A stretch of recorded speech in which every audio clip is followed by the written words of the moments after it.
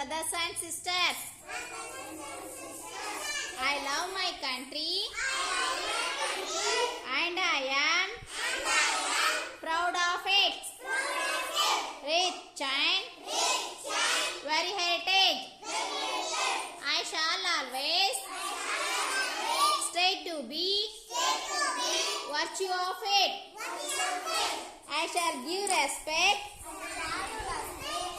to parents, teachers, and all elders, and treat everyone with courtesy. To my country and my people, I pledge my devotion.